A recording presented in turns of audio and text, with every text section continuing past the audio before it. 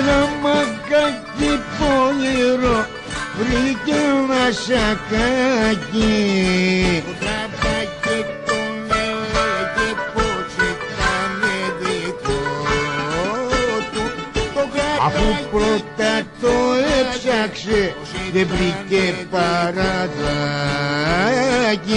Το πάγαινε για πούλημα να κάνει χατζηλικάκι.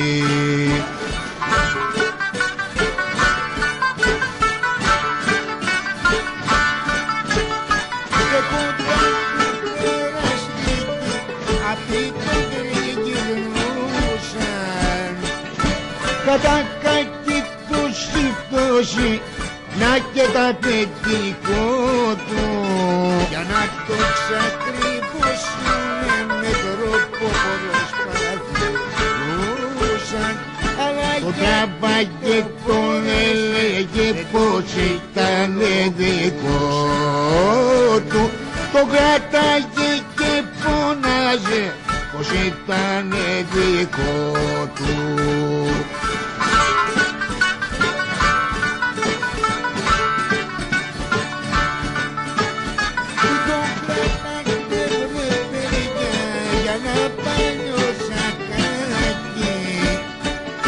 Στεκόταν την περαστική, αυτοί τον τριγυρνούσαν. Το βρήκε δεν το έκλεψε, δεν φταίει τα ανθρωπάκι.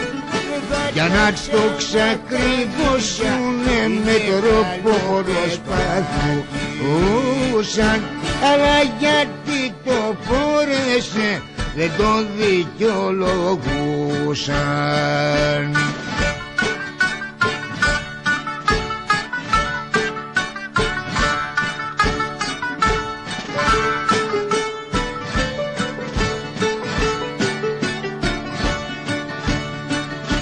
Μην τον κρατάτε βρε παιδιά για να παλιό σακάκι.